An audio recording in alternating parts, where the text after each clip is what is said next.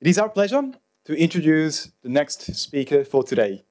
I am pleased to introduce the co-founder of Root the Future, Joanna Broomfield.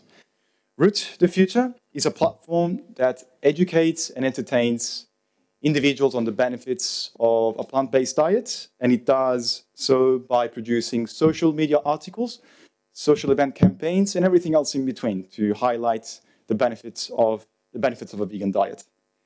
Joanna firmly believes in the positive impact that a vegan diet has in the fight against climate change. And she does believe that it is a key instrument to tackle the climate crisis.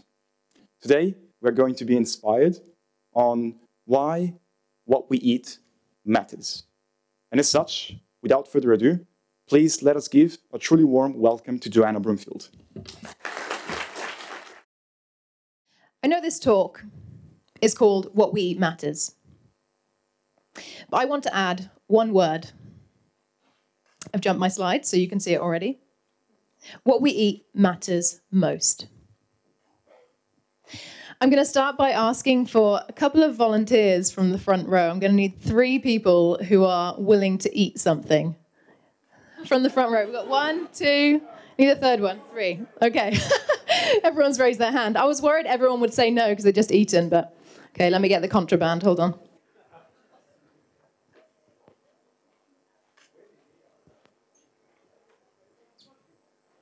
I wonder if anyone's ever done this in the UN before. A tiffin. Okay. Who was the first volunteer? Was it you? Okay. Don't eat that just yet.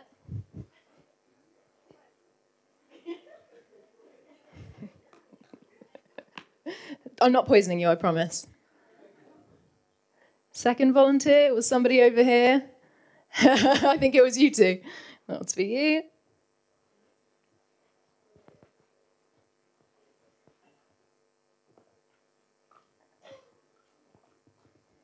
You're the third one, right? You look like you're regretting your choice. Okay, I have napkins just in case. If you could pass these around, that would be great. Okay, so I'm going to let you guys dig into those. And after you try them, we'll be best friends, I promise. Food is the best way to make friends. So I want you to taste the 2 different burgers, and I want you to notice the taste difference. And I'm going to come back to you in about 5 minutes. When we talk about what actions we can take to personally reduce our impact on the planet, or what we can do to positively impact our future, a few of the same things always seem to come up. Just watching these faces of everyone tasting. The first one is switching your lights off or changing your light bulbs. The second one is taking shorter showers. Third one is Teslas, of course. And number 4 is handcuffing yourself to your local government building. But there's an elephant in the room that nobody is talking about. When we look at climate discussions like Conference of the Parties, so that's COP26, COP27, this topic is rarely even mentioned during climate discussions. And actually, many people who were attending COP27 this year didn't even know that this subject was related to climate change at all. This elephant that no one seems to want to talk about is food. And by comparison, this elephant makes taking shorter showers or changing our light bulbs look like teeny tiny field mice in comparison to this ginormous problem. Okay, we're going to go back to these taste testers. Have you guys tried both burgers yet? So there was one burger and it had a light bun, and the other burger had a darker bun. How did it taste? Amazing? Both of them? Okay, that's good. What about you? What do you think? Okay, and you? Okay, that's good. Everyone's a fan. So one of those burgers was a beef burger. Can you guess which one? So there was the light bun and the dark bun. The one that didn't have sauce. I'm trying to remember which one. Oh, the sesame seeds. Yep. Okay, I think that was the lighter bun. Yep. And can you guess which one was the beef burger? The darker bun. You don't remember the colour of the bun. The lighter bun. Okay. I have a confession. I lied. Both of those burgers were 100% plant-based. Everything from the bread. A round of applause. Amazing. So you three, congratulations. You just participated in saving the planet. And a study carried out by Oxford University in 2018 showed us exactly that. Plants can, in fact, save the planet. The lead researcher in this study, Joseph Poore, actually said, after the study was complete, and I quote, let me switch slides. A vegan diet is probably the single biggest way to reduce your impact on Earth. Not just greenhouse gases, but global acidification, eutrophication, land use, and water use. That is a pretty powerful statement. But I personally think that the idea that what we eat has an impact on the planet is really difficult to grasp. Like, how does unseasonal Bangkok rain, starving polar bears, or even poverty have to do with what I eat for breakfast? It just doesn't feel like it makes any sense. A few years ago, someone asked me a simple question that completely blew my mind and made me truly understand on a visual level why what we eat matters most. But first, I want to do some visualization with you guys. So close your eyes for a minute. I'm watching everybody, come on. Close your eyes. Right off the bat, I want you to visualize 1 billion objects. Can be any object you like. 1 billion tennis balls, 1 billion cupcakes, 1 billion phones, 1 billion cars, 1 billion unread emails. Actually, don't visualize that last one, that's disturbing. But anything else you can visualize. 1 billion. Okay, so think about your object. Really visualize it. 1 billion of that object. It's impossible, isn't it? You can open your eyes now. It's pretty impossible to visualize 1 billion. How can we possibly comprehend that ginormous number? For me, the easiest way to visualize such a ginormous number is to imagine it in time. Let's say in seconds. Okay, I have more snacks. Here's a chance to win some vegan candy. I've got some vegan dinos, I think they are, in my pocket. Snuck them in, contraband again. And I want you guys to guess the closest number. So, how long do you think 1 billion seconds is? Can be in minutes, hours, days. Vegan candy for anyone who can guess the closest. I'm sure you're probably thinking, oh, I thought this was going to be about food and now we're doing maths. I promise, I'll get there. Okay, do we have any guesses? How long is 1 billion seconds, okay? Is it 33 years? 33 years. Anybody else? 3.5 years. Anyone else? 1 billion seconds. Okay, I'm just going to skip to the answer then. You were very close. The answer is 31.7 years. Hold on, I do have candy, wait.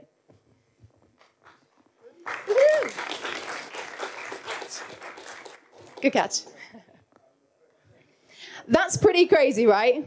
Think about a second. 31.7 years, constantly, every single second. That is 1 billion seconds. Really puts into perspective just how huge 1 billion actually is. Now, I want you to think about 70 billion. I'll explain the reason for this number in a second. So, I have more candy in my pocket. Can anyone guess how long 70 billion seconds is? Any guesses? Can be a stab in the dark. No calculations, no Google. 210 years, anybody? No Google, I'm watching you. Anyone on your phone? 217? 185. 185 what? Years? 185 years. Any more guesses? 217? Oh, where did that come from? Yeah. Here. Oh, sorry, say again. 217? 270. Yeah. Okay. The answer, 70 billion seconds, is 2,219 years. I can't remember who was the closest. Can anyone remember? What was your guess? No one was closest. Okay, find me after. I've got more. I'll give one to everyone. So now that... Oh, I haven't skipped my slide. Sorry, hold on.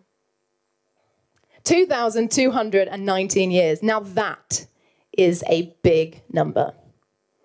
Okay, now we've had some fun with numbers. Let's go back to that connection between food and climate change. Let's go back to that question, that simple question that one person asked me a few years ago that completely blew my mind and truly put into perspective and made me understand on a visual level why what we eat matters most. This person asked me this simple question. What requires more resources? What would take a greater toll on our planet? Feeding 8 billion people or feeding 70 billion animals? This one question instantly made me visualize the problem in its entirety. 70 billion animals is how many land animals we raise and kill for food every single year. It's almost unfathomable. Think about how crazy that is. So try and put that into perspective. If we assign 1 second to every animal we raise for food in just 1 year, it would equal 2,219 years. Isn't that absolutely mind-blowing? I have to repeat that because even for me, I can't even visualize how many seconds are in 1 day, let alone 2,219 years. My mind is officially blown. But what does this have to do with climate change? So for this next part, I want you to use your imagination again. Sorry, this is a lot of imagining, isn't it? I swear this isn't some secret meditation class. I'll get to the point in a minute, I swear. So close your eyes again and imagine. If you're a pet owner, this might be slightly easier to picture, but bear with me. So let's say you go to an animal shelter and you decide to adopt a cow and take him home as a pet. It's a pretty big pet, I know, but bear with me. So let's call this cow Charlie. Charlie the cow. Now let's visualize what you would need to set up at home before you take Charlie home. Let's imagine you've set yourself up with pet supplies for 1 full year. So let's visualize what that really looks like.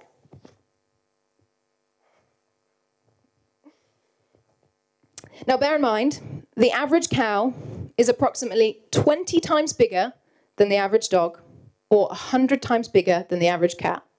So first you're going to need to hop on Amazon and order Charlie's food.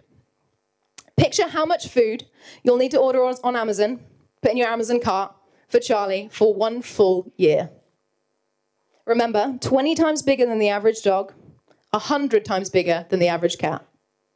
Sounds expensive, doesn't it? Now imagine how much space Charlie's going to need.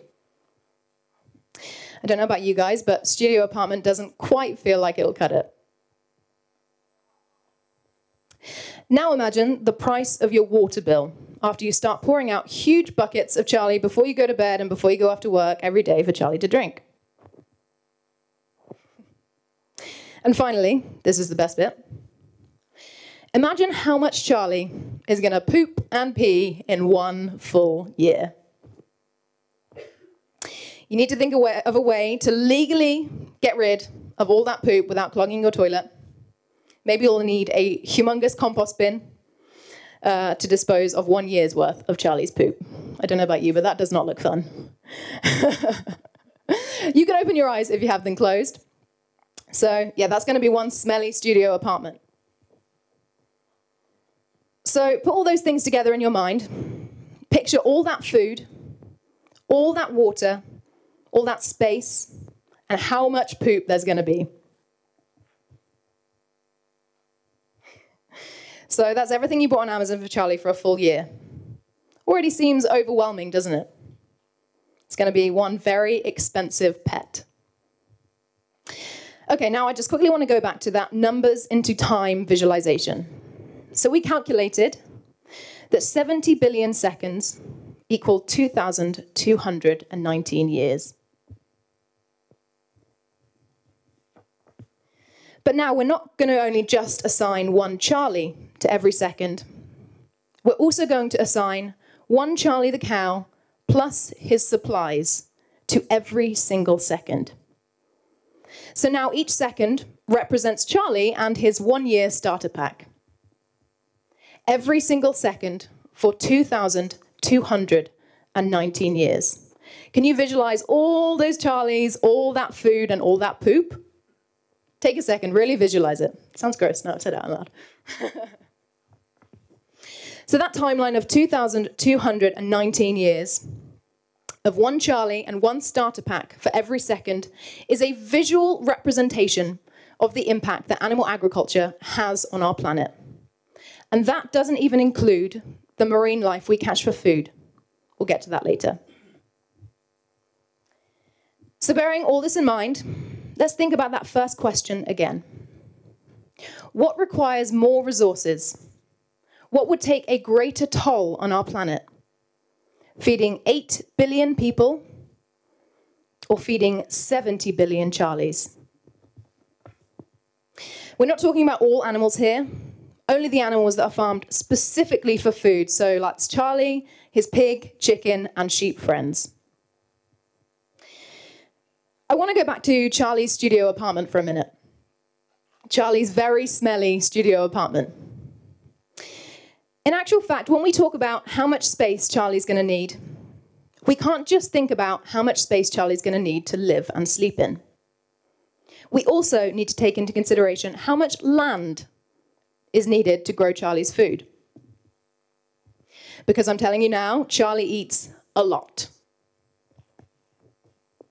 Every single meal fed to Charlie has a footprint of its own. It needs land to be grown on, as well as water to help it grow, and energy to get it from the food farm to the farm where Charlie is. That is a whole lot of land needed just to grow enough food for Charlie. When we really think about the whole chain, the whole process needed simply just to feed Charlie, the pieces of the puzzle start coming together. And it starts to become clear why animal agriculture, how and why animal agriculture is the leading cause of habitat destruction, species extinction, ocean dead zones, and water pollution. One of the biggest analyses to date revealed that animal products, so that's meat, dairy, eggs, cheese, butter, steaks, provides just 18% of the world's calories. 18, 1-8, not 80, but takes up 83% of global farmland. If we all switch to a plant-based diet tomorrow, global farmland use could be reduced by more than 75%. And that statistic encompasses everyone on the planet, including those who are currently starving and without food. If we all switch to a plant-based diet tomorrow, global farmland use could be reduced by 75%. That is an area equivalent to the US, China, the European Union, and Australia combined. And with the growing human population and demand for meat, we're going to need a whole lot more space. So, where are we going to find this space? Raise your hand if you've ever seen a video on Instagram, or maybe even TikTok, of an orphaned monkey in a barren, deforested area looking for his mum. No one really? Oh, okay, here we have some hands.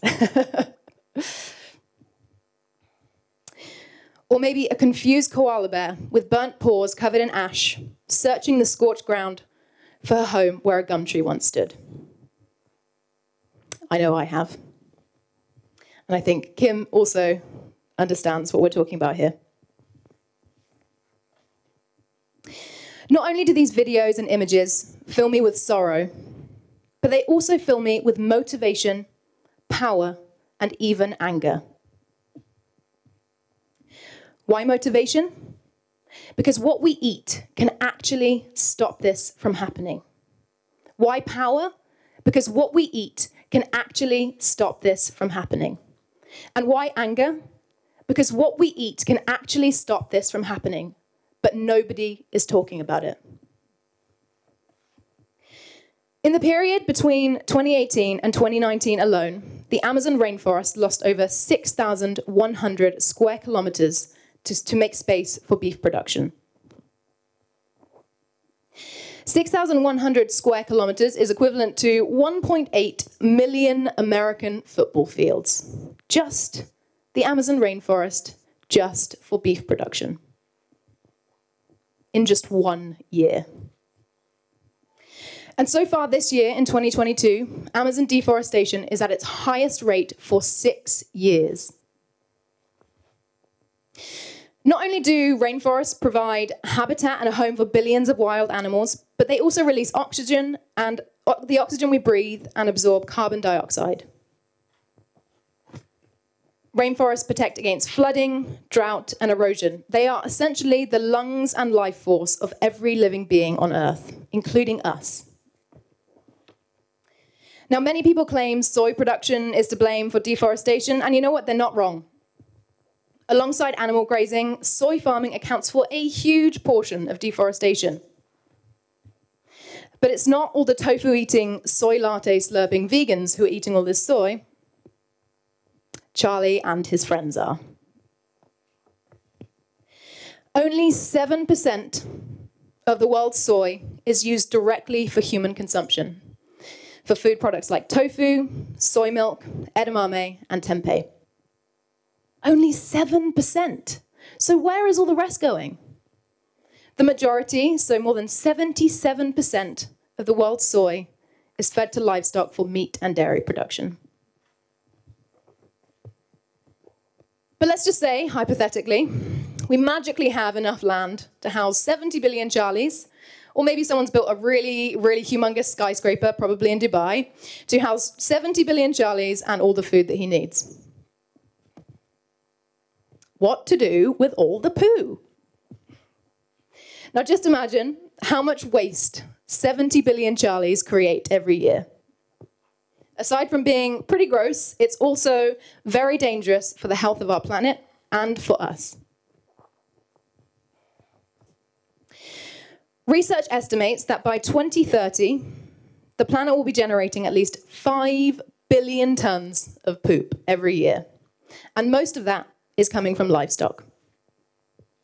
Animal manure is often thought of as a non-issue because it can be used as fertilizer.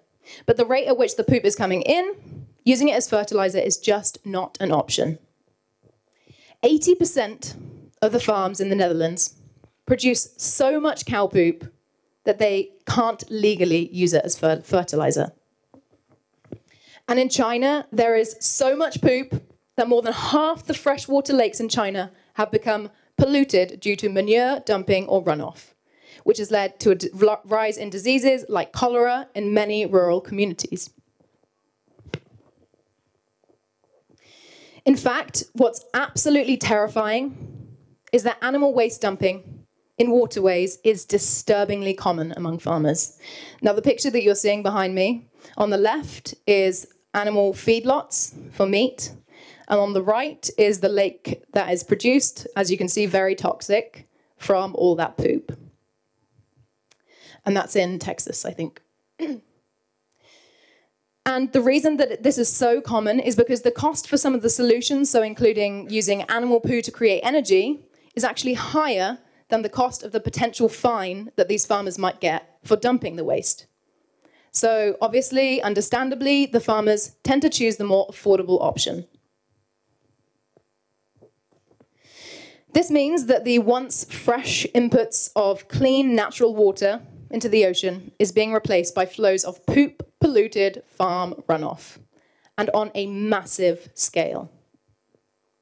And the poop that comes from industrial animal farms is incredibly concentrated and incredibly toxic. When animal poop, any poop, is left to decay, it releases greenhouse gas methane. And when it's first released, methane is 80 times more potent than carbon dioxide. And that potency lasts for 10 to 20 years. As you can imagine, by the time it wears off, it might be too late. And on a side note, methane is also the gas that is released by Charlie and his friends when they poop, when they pop, and when they burp. So as you can imagine, having poop in our water and degrading in our air is not only dangerous for our planet, but for us too. If you've ever unknowingly walked a pair of shoes into the house that has accidentally stepped on a dog poop, you will know exactly what I'm talking about. Just a tiny piece of poop in your living vicinity and your nose will tell you everything you need to know.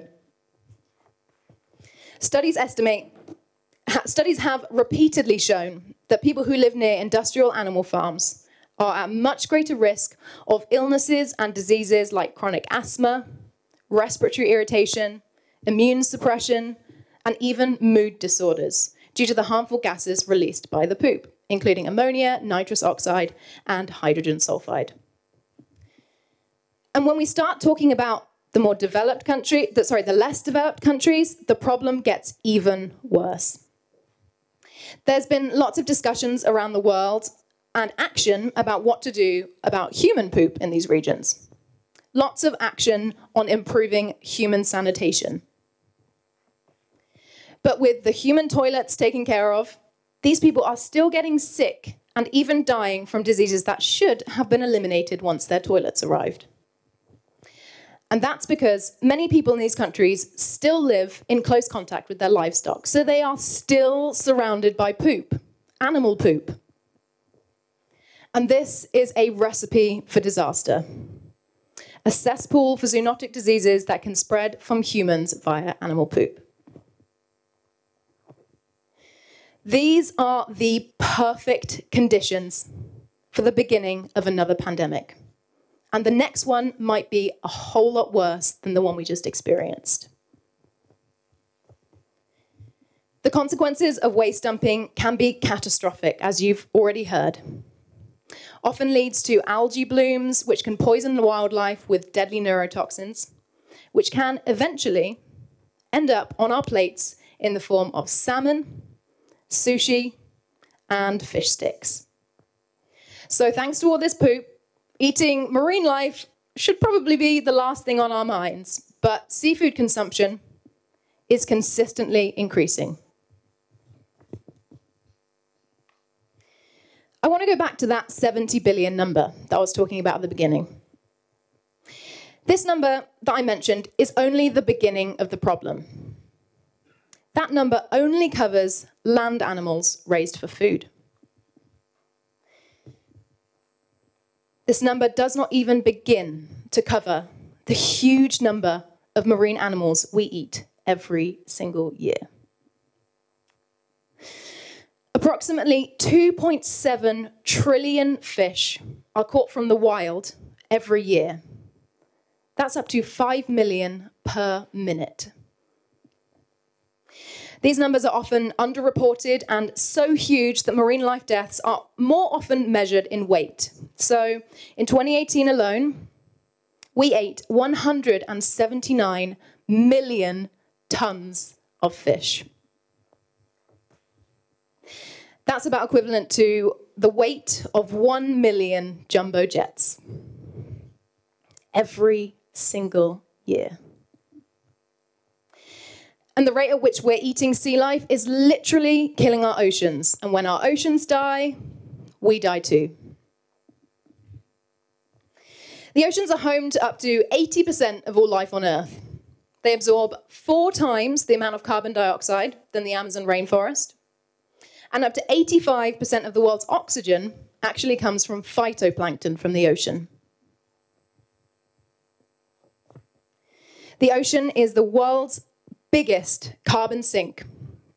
And per acre, marine plants can store up to 20 times more carbon than forests on land.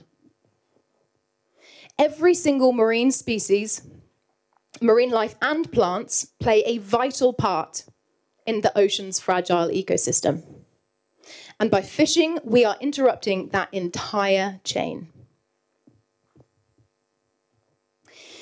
On any given day, there are approximately 4.7 million commercial fishing vessels in the world. And many of these fishing vessels are bottom trawlers. I feel like bottom trawlers are the fishing industry's dirty, not-so-little secret. They're relatively unknown. I actually have T-shirts that say anti-trawler baller, which I think is hilarious, but nobody ever understands it because not many people actually know what a bottom trawler is. Bottom trawler nets are huge fishing nets that drag along the bottom of the ocean, and they basically catch everything in their path. The largest trawler nets are so big they can swallow up to 13 jumbo jets. Think about how crazy that is. A fishing net that can catch 13 jumbo jets.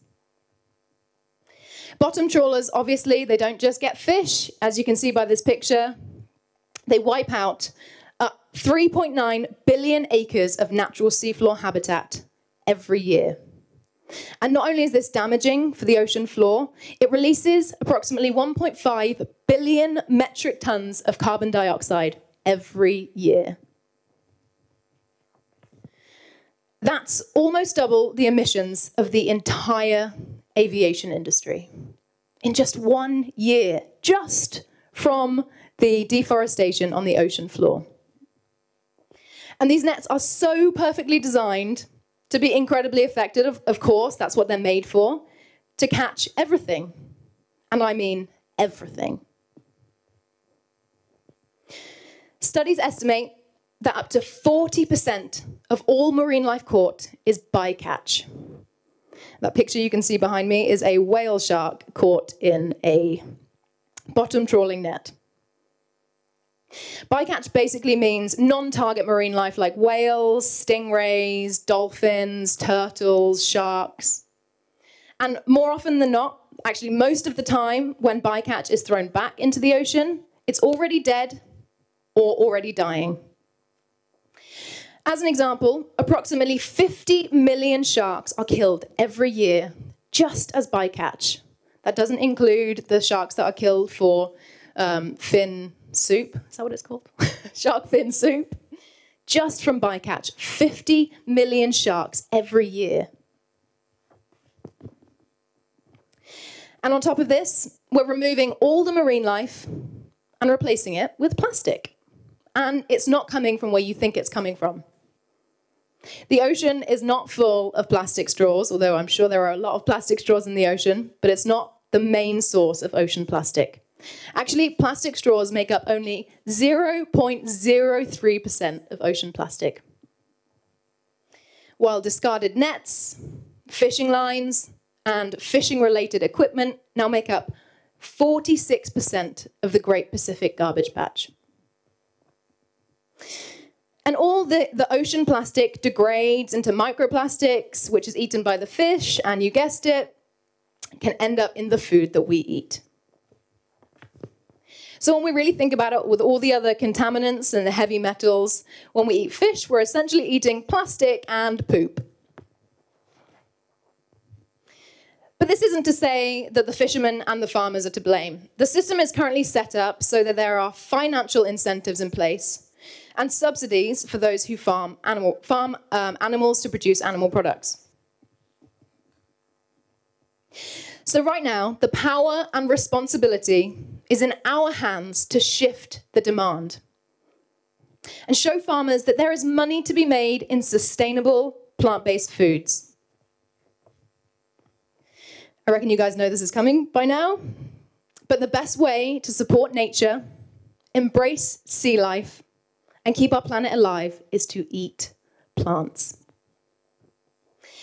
And when we make this simple change that has a huge impact on our planet, we get the happy coincidence of becoming the healthiest versions of ourselves.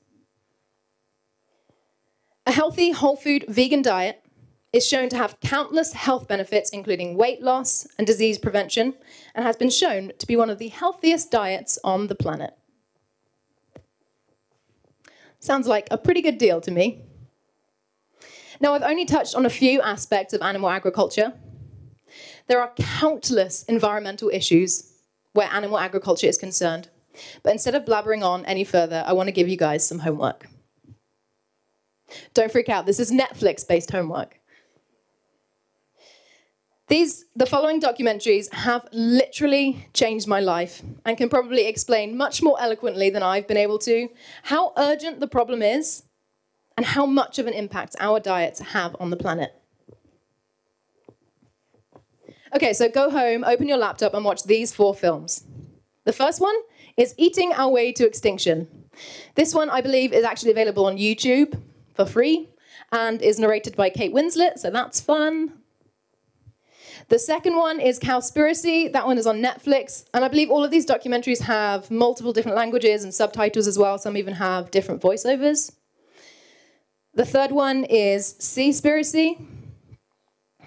And the fourth one, this is kind of a bonus film because it's more to do with health and it's more fun. Arnold Schwarzenegger is in it. James Cameron's in it. The fourth one is Game Changers, also available on Netflix.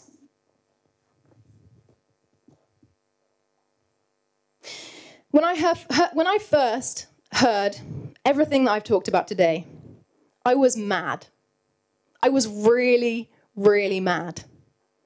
Who decided this was the way that we should be eating? Who decided this was economical, environmental, or even healthy? And who is allowing it to continue?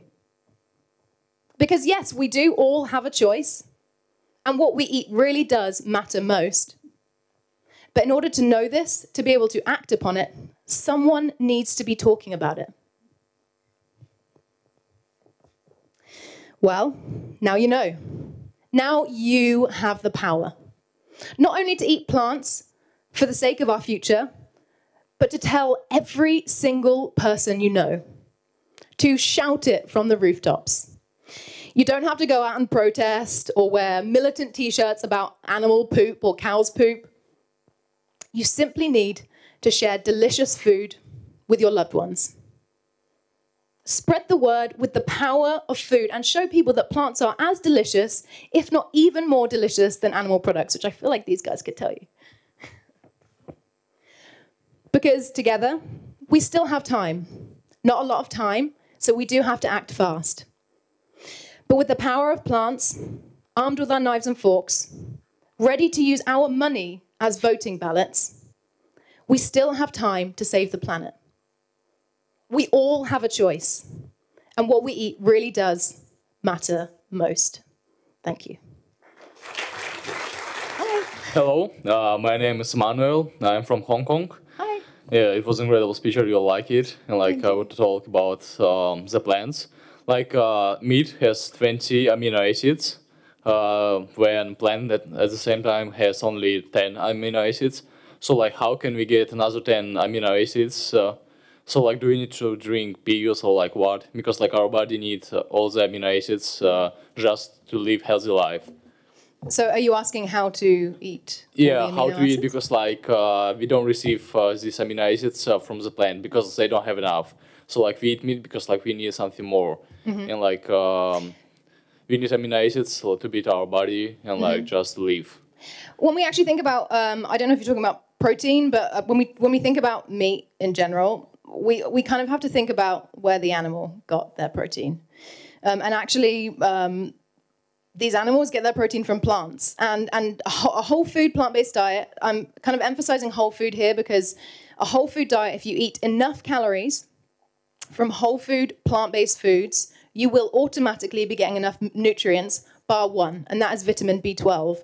Now, vitamin B12 is actually a microbe that's supposed to be in soil, but in the world that we're in today, the soil is not the healthy soil that we're used to.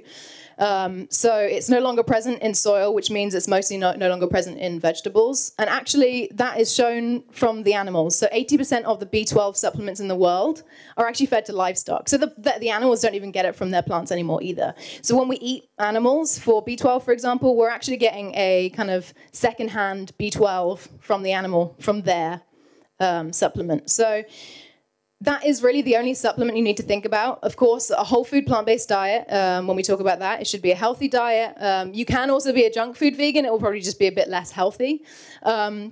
But whole food plant-based diet, there's never been a recorded case of protein deficiency in someone who's not malnourished. So if you're eating enough calories, there won't be a problem. Is there any specific amino acids you want to ask about? No. No, okay. We have a question here. The lady with her hands up. Yes, yes. Hi. Yeah, I can hear you. My name is Michal. Hi. Thanks. I'm from Israel. And I have two short questions. Sure. The first one is, at the end, the population is still growing and the need for food will grow as well. Yeah. So how do we know that plant-based food won't have its own effects on climate change? Mm-hmm. And the second one is that I would love to know the financial aspect of the working chain that works in animal industry now, and how would it affect them, and if we all change to plant-based food. Mm-hmm. So the first question was, how have I just forgotten the first question? What was the first question again? Sorry, I was focusing on the second The population is still growing. The population. So I think that we need to just go back to what the animals are eating. So right now, the animals are eating way, way, way, way, way more food than we would be if we were plant-based. So what we really need to think about is that land, right? So the land that's already growing like pretty grossly like farmed soy. If we all decided we wanted to eat like processed soy products, that wouldn't grow, like that would just minimize. We would actually still need 75% less land. So all that land that we talked about before that could be freed up could be rewilded, it could be put back to what it should be, it could be, you know, replanted into rainforest. So we really need to just kind of think about, again, that footprint of the animal's food. And if we went plant-based, that would only be reduced because we essentially eat the same types of food that they would eat. Yeah. And the second question is, are you talking about the farmers or people who are buying the plant-based food? The whole chain, like from the farmers to the drivers to the people who pack the food and whatever. I think that, you know, this is a very complex subject. Like, I don't think anyone is ever going to see an overnight switch to plant-based. Like, that's just not going to happen, not overnight anyway. I mean, it would be amazing, but... and I think it needs to be a slow progression. So farmers need to slowly... Actually, you know, it needs to start with the governments. The governments need to start subsidizing the farmers because right now, most of the subsidies actually go to animal-based farms. It goes to, you know, meat and dairy and even fishing. So those subsidies need to go somewhere else. They need to incentivize the farmers to be farming plant-based foods. And yeah, so yeah, that needs to be the first thing. And of course, it needs to be financially viable for the farmers. So again, the subsidies, there just needs to be a whole shift in terms of the way that the system is set up right now because it's so set up to support those animal industries. And I think that's also another really telling point. Like the dairy industry, for example, is so propped up by subsidies. If you eliminated those subsidies, it would not be a viable business. Like it just wouldn't be able to exist without these subsidies because the price that we're paying for a pint of milk does not cover the amount of resources needed to actually get that pint of milk. It doesn't obviously cover the environmental part. Yeah, so it needs to start from policies. I think that's really important. But we also need to, again, like I said at the end, vote with our money because if the farmers see, oh my God, I'm not making any money from meat anymore, like what am I going to do? Oh wow, plant-based is really on the rise. Maybe I should start growing like organic soy or another plant-based proteins and beans or chickpeas or something. And those foods, when we talk about legumes like pulses, like chickpeas, beans, lentils, those foods actually put carbon back into the soil. They're really good for the land. So, I mean, the only thing that can happen is good things if we all switch to a plant-based diet. I think you need to also... I really feel like the visualization of having a food farm in your back garden, like what's more beautiful, what doesn't smell, like what do we feel like is better for the planet, like a garden full of vegetables or a garden full of like cows and chickens and poop, and I feel like that kind of visualization speaks for itself. Any other questions? We have a question from the gentleman at the front. Yeah, would you please? Hi, I'm sorry I didn't pick you for the burgers. You can. You have to sit at the front next time. So, as we all know that plants is the main source for oxygen in the life. So rather than asking people to convert to plant-based diet, why we don't just ask for balance? Because if we all convert with animal consuming plants, we will eventually reach a point that we will not have enough plants. Means we are consuming the source of oxygen. That's not correct. Remember, we talked about the 75% reducing global farmland. So that's if everyone's eating plants only. It's not if everyone just eliminated meat and then kind of just had the tiny bit of vegetables on their plate. That statistic encompasses if everyone ate enough food, the whole planet, we would be able to reduce 75% of global farmland. So if we stopped eating meat, it wouldn't be that, oh my God, we're eating way too many plants. It would be like, oh my God, we're eating way less plants than those animals would be. So yeah, I think you need to, again, go back to the footprint of how much food 70 billion animals eat versus how much plant foods 8 billion people would eat. And also, I'm happy to give you the kind of the source of those statistics. You can have a look and see what that 75% reduction encompasses and how we got there. Yeah. All right, let's take a question from the back.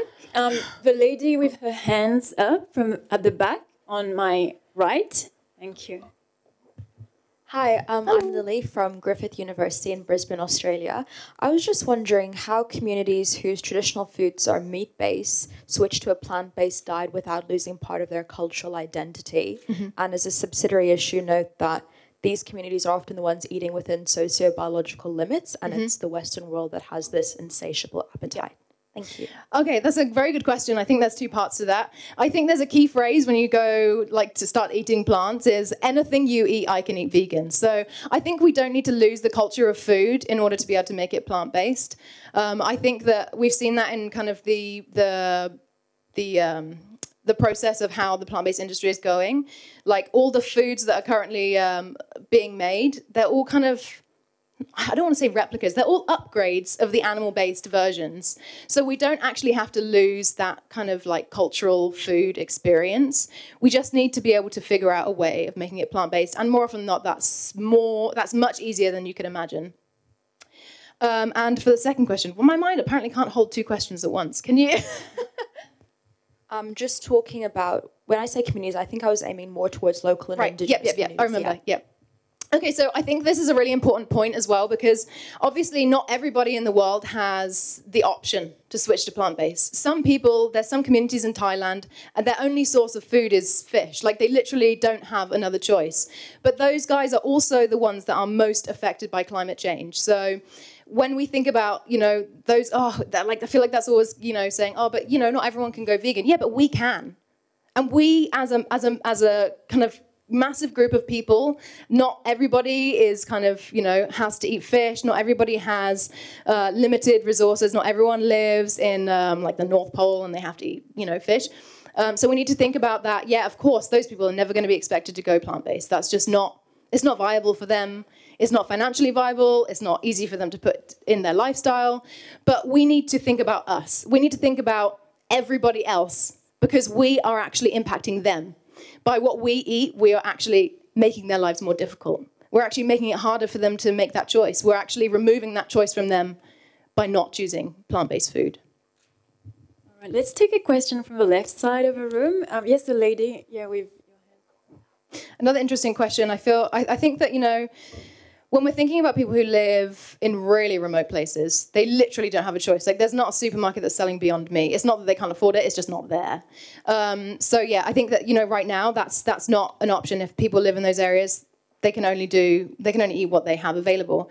But when we're talking about in terms of everybody else who maybe can't afford something like Beyond Meat, for example, I think we also have to remember that whole plant-based foods are actually the cheapest foods on the planet. So even though there are a bunch of vegan restaurants that are probably kind of more expensive, like here in Thailand, you've got like street food, like the noodles on the street, which are 30 baht or 40 baht. And then you've got the vegan restaurants who are selling the same kind of dish, the same kind of calories, the same kind of size for like 300 or 400. And I think that's often what people think about when they think of vegan food. They think it's expensive.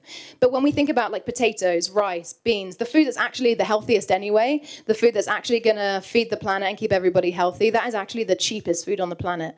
We, Read the Future, recently did a kind of analysis on the protein sold in supermarkets here. So even in Thailand, where people think plant-based is super unattainable, I would never be able to get enough protein, we compared the price of the local beans, so that's mung beans and black beans, I think it was, versus the price of the cheapest animal-based food. So per gram of protein, it was still way cheaper to choose the beans and the legumes and everything. And also, yeah, that's still local food. But yeah, I think we need to kind of go back to basics. If we're in a situation where we still have the choice, but we maybe can't afford a vegan Beyond Burger, then we need to think about the basics, I think. And doesn't need to mean we miss out. I think that everyone's like, oh, I don't want to eat chickpeas, I want to eat Beyond Meat.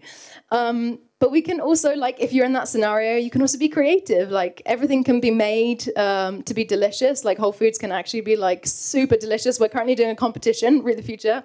We've asked the restaurants in Thailand to create innovative dishes just from, like, chickpeas and beans. And some of the stuff that people come up with is nuts. Like, chickpea foie gras, like, how is that a thing? Like, so I think when you come at it from all angles, apart from that really small group of people that really, really don't have a choice, it's always possible. It's always possible for everybody else.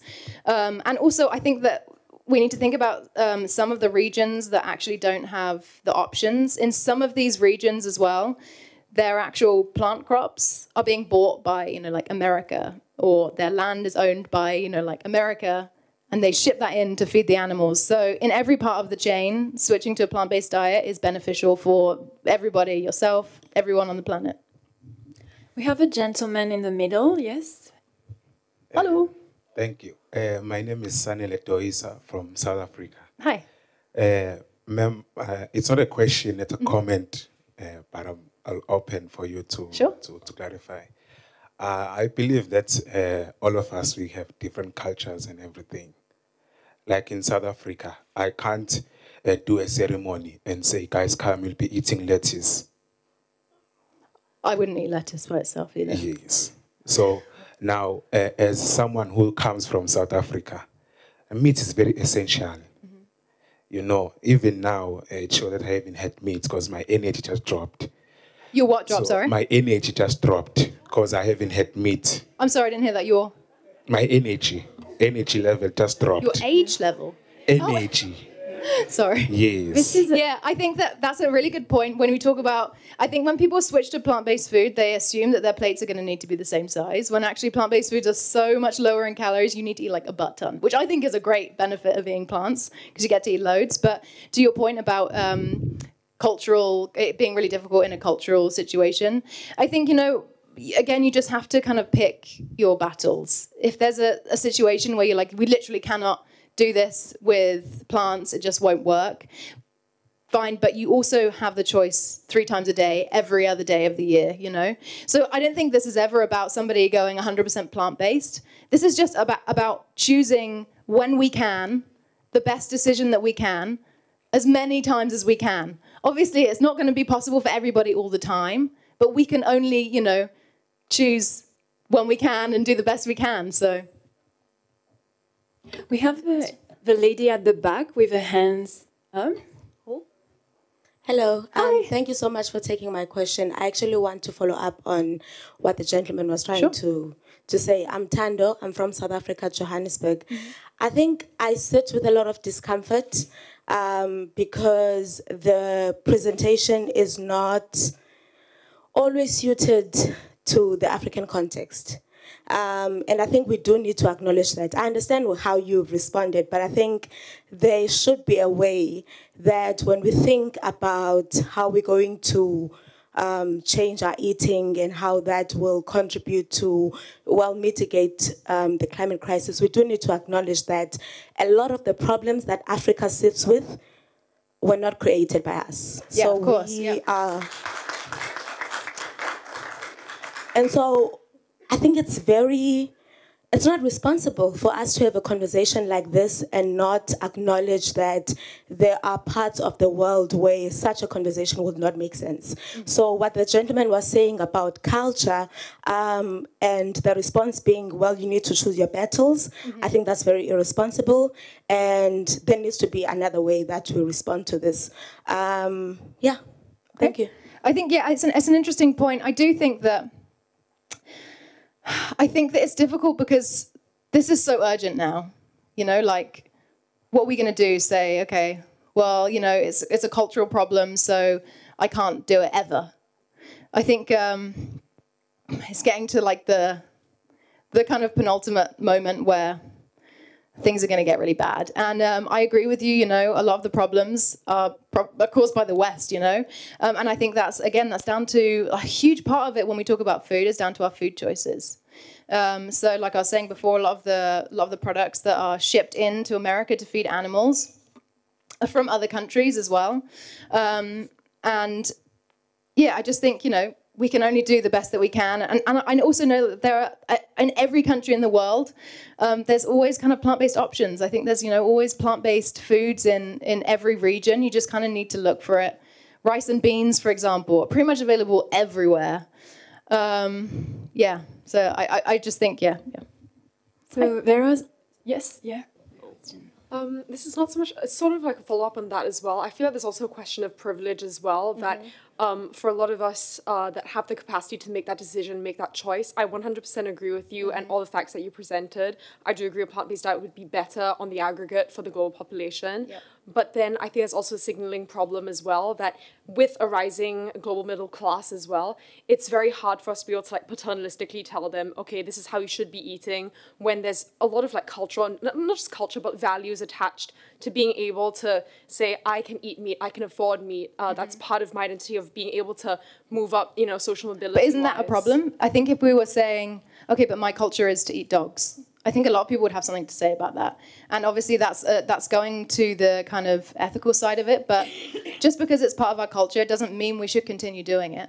I think that this is often sorry, you were going to say something. Okay, not so much, let's say, a culture of eating a specific kind of animal. Yeah. I think more just like, especially in rapidly developing countries, just being able to eat meat, so chicken, right? Yep. Or even beef. So just sort of like, you know, farm animals, that in and of itself is an attachment. I'm not saying I support those values, for example, but that's not for me to dictate on the behalf of people who do have that attachment. So how do we sort of like shift that narrative, I'm asking? I think it's the same kind of thing as if you choose to use plastic or not. It's an environmental choice. Like, you wouldn't necessarily judge somebody for using a plastic bag, but you know that you have the ability not to use it. And just because it's food, which I think we're really emotionally attached to, it doesn't necessarily mean that, like, you don't need to impose your choices on somebody else, but you have the choice, and you can always say, oh, you want to try this? You don't need to go vegan. Do you want to just try it? Or people generally are curious about the food that you eat as well when you try plant-based foods. But I think that, yeah, again, it's that thing of, like, is it really worth it? Is it really worth if everybody in the world said, yeah, but I like meat and it's part of my culture and I want to use that as a status symbol. I want to, like you were saying, in kind of growing economies, like people want to be able to eat meat and chicken or whatever. Is it really worth it? Like, is it really worth it to have that much of an impact and leave that kind of world for your children? Since this is the single biggest thing we can do, is it really worth it? So, well, take a question on the left, the gentleman. Hi. Oh, I just hit my face. Yeah, so I'm from the United States, and big agriculture is immensely powerful. They have a lot of money in the government. They have a lot of subsidies. So how do we begin to challenge that? They are so heavily invested. They have so many politicians in their pockets. How do we begin to change not just the culture on an individual level, which is a lot of what you're presenting here, but how do we begin to change that system? I think as much as I feel like I've said this a million times, but you literally vote every time you go and you buy food, which you do often. You do, you know, at least 3 times a day. You vote with your money for the kind of industry that you're supporting. you vote with your money, like for how well that industry does, for that industry to continue. For example, the dairy industry is kind of really not doing well right now. And that is predominantly because a lot of people are kind of switching to plant-based milks. So as much as it feels like just your choice doesn't have an impact, it really does make a huge impact just to make that decision for yourself.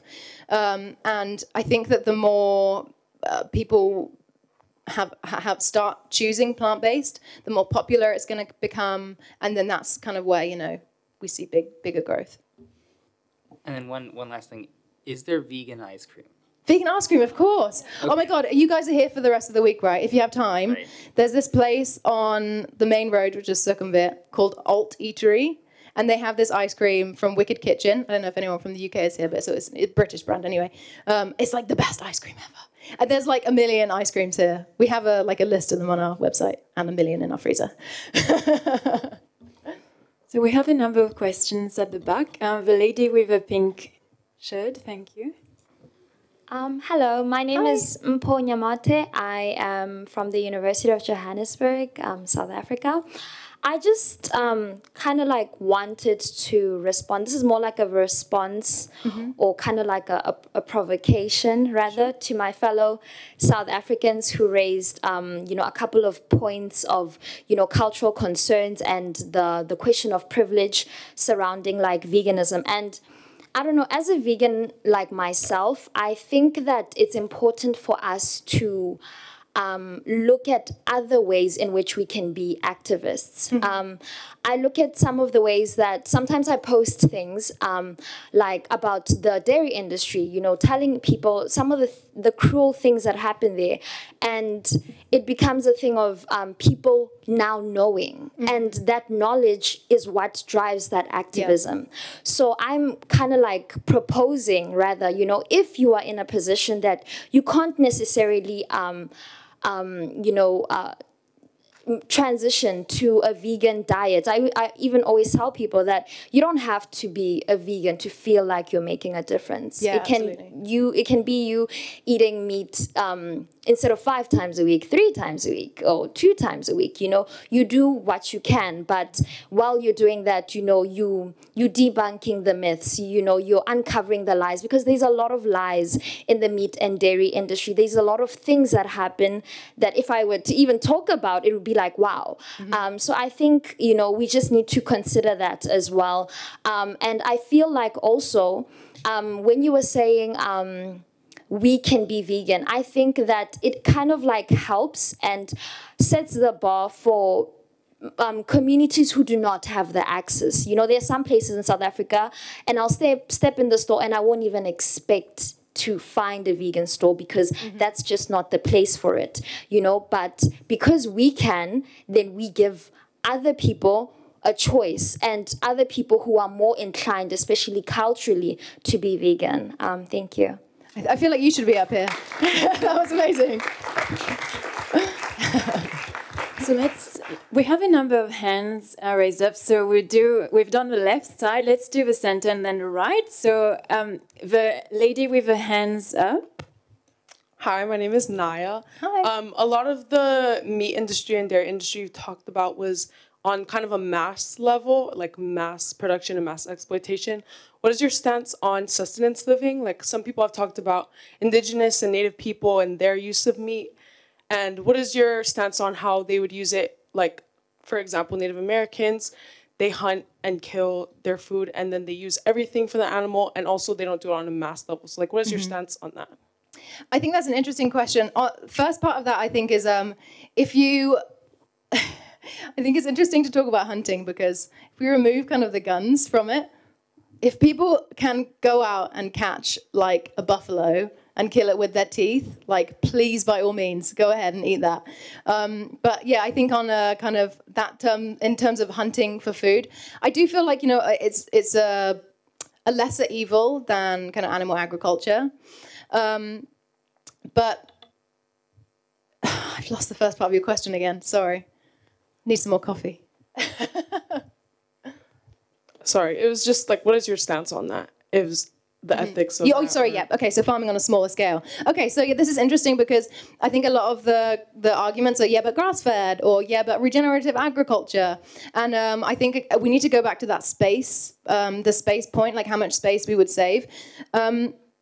That space that we would save and the space that's currently used up is actually based on, majority industrial farms. So that means that all the animals are super close together. So you can imagine how much more land we would actually need if all these animals were grazing and had like a bunch of space. We would need so much space, like we wouldn't have the space on Earth for that. And in terms of, backyard kind of animals, again, this is a lesser evil. Those animals are still going to emit methane. Those animals still use more resources. You still need to feed those animals, when actually you could just be feeding yourself the food that you're feeding to those animals. So yeah, in terms of land, we still wouldn't, we would need so much land. And I think there's also that argument of regenerative agriculture, that having animals on the land can put carbon back into the land.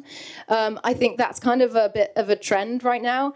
And there's so many scientific studies that have debunked that. And the reason that for the soil to be fully degraded and for deforestation again is because of animal grazing. And even when we talk about regenerative agriculture, it's still not viable. It's still not viable for space. It's still not viable for our soil. And it's been proven that the soils are still much more fertile and can actually absorb more carbon when there aren't animals grazing on there anyway. So in terms of the hunting part, I personally don't necessarily agree with that, because I feel like if you can't catch it by yourself, if you can't kill it with your own bare hands, it's not biologically kind of right for us to do that. And yeah, again, still a lesser of two evils. Yeah. Let's take a question from this side of the room. Yes, the lady with it. Hi, how are you? Hello. I'm Shana from Australia. I just wanted to know, you spoke about in big forums like the COP27 and veganism not really being mentioned, and I wanted to see why you think that is. Okay. And if it's all right, I have a second question. Sure. What are your thoughts on lab-grown meat? Okay, so first question is specifically, this year in COP27, they did have like a food pavilion. So it was definitely more of a topic than it was last year. But, oh God, I can't remember the statistic off the top of my head, but COP26, the amount that food was discussed in the climate discussions was like a really low percentage. I feel like it was something like 2%, when it contributes to like a huge percentage of the problem. So although, it's not being completely ignored, it's definitely being spoken about like tiny percentage of the amount that it should be. And although, again, they had the food pavilion this year, this still wasn't enough, For lab-grown meat, I'm all for it. I think that I personally wouldn't eat it because I personally don't think that that's healthy, but hell yeah, I think that that's an amazing, I'm all behind lab-grown meat. If people want to eat real meat, that's real meat, but it just doesn't have the footprint. So I think that lab-grown meat is, it's potentially the future hybrid of plant-based, and lab-grown is also really kind of front runner for what our future could look like. But in terms of lab-grown, I think some people wouldn't eat it, but I think it's definitely a way better option than our current system. Yeah, thanks. So I wanted to speak because food is a huge disability issue. A lot of people who even have access to, everything in the supermarket can only access certain ways of feeding themselves. So with that in mind, and also with a lot of the cultural context in mind that we've heard from other people's questions, I think we all want to trust you, and we want to trust the people that are speaking to us at this event. So I want to ask, who informed your cultural knowledge and opinions with what you're doing, and what sort of diverse people you've engaged with to come to these conclusions. And I also am interested to know that if you're sort of aware that there's sort of cultural reasons or accessibility reasons why not everybody can be a vegan, why that's not included in your presentation. I think that I would never, I try not to use the word vegan because it kind of... Sorry, plant-based. Yeah, no, because, obviously when we're talking about food labeling, plant-based and vegan should be the same, but when we talk about going vegan, is not necessarily the same as eating a plant-based diet. So a plant-based diet is predominantly eating plants. So Okay. Yeah, no worries. Oh God, I can't remember the question now. Can you repeat? Sorry.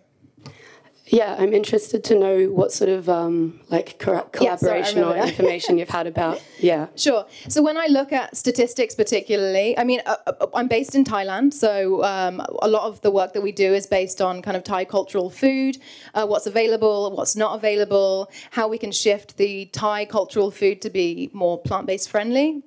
We look at that a lot. But when I look at, statistics, I think it's always important, and this is what I personally do as well, is to look at the source of these studies. So when you look at the statistics, you can't just kind of like take an article for face value. You need to also see who's funded that study.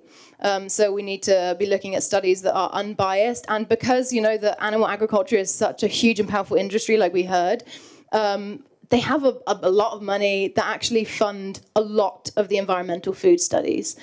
So if you trace where the money has come from, you're gonna find out, is that a legitimate source or not? And that's always what we do. We find out where the source is it unbiased?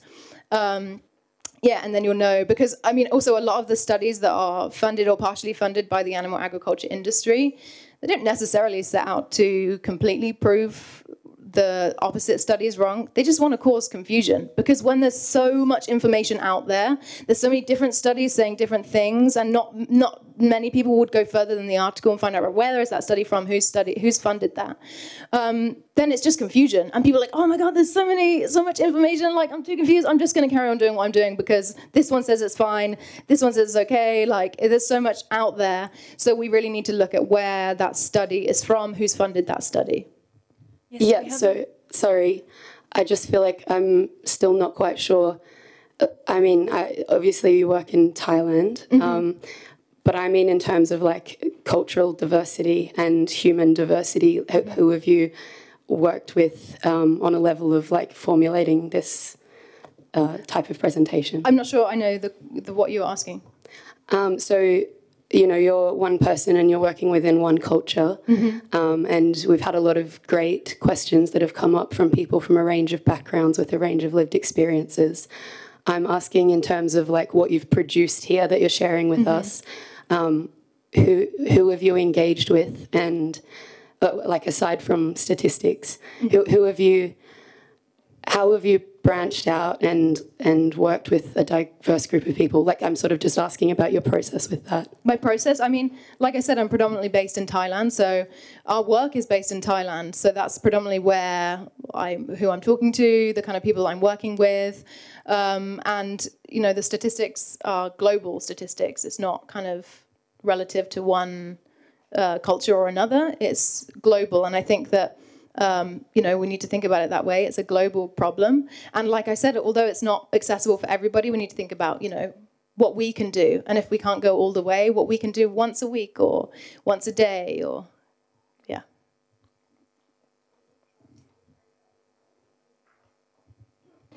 So thank you for your talk. I think we've learned a lot about, this is the response as well, I'm sure, from the Singapore. So I think we've learned a lot about indigenous cultures, and we've learned about the South African context. And I would just like to talk about the Asian context as well, because a lot of indigenous Asian and Buddhist cultures actually do have a vegetarian and vegan kind of basis. So I do think that veganism can be decolonial, or it can be something that is returning to our roots, and it isn't something imposed by, because like a large population of the world actually lives in areas that follow a Buddhist or vegan vegetarian diet. So I don't think it is exactly very fair to say that it has anything to do with privilege, because a lot of the world's poorest regions actually do have a lot of vegan food. So I do think that this issue is very nuanced, and that also I'd like to ask about investment as well. So I know that there's a lot of investment in lab-grown meat. So I was actually wondering, like, personally, I'd like to see that investment go directly into agriculture instead of going to plant lab-grown meat, where we may not see results for quite a while. So what do you feel about that? Yeah, I think that's a really good point, firstly, about the kind of cultural part of it. Thailand, if you guys were here in October, oh my God, it would be amazing. 10 days every year in Thailand, because like we just heard, in Buddhism, vegetarian food is very kind of like already well known, popular. Also, kind of is able to remove that stigma of the word vegan, because it's often seen as kind of like a merit making thing. But anyway, once a year, every year for 10 days, basically the whole of Thailand is like vegan. Like the 7-Elevens are suddenly full of like vegan croissants, and like the Burger King suddenly has like a vegan option, which is J, that's the word for it. Yeah, so that's really interesting. In terms of the investment into the farmers, I think that's a really good point. I personally do know of a few people in Thailand who are investing directly with the farmers and kind of making sure they're more taken care of than they currently are. And there are councils around the world, like the US Bean Council, or the US Pulses Council, and they do kind of like help, not necessarily like fund, but they help promote that food. But yeah, I mean, I do think that is, you know, the way that we should be going forward. Lab-grown meat is obviously a great thing, but yeah, investment in kind of like beans and vegetables is amazing.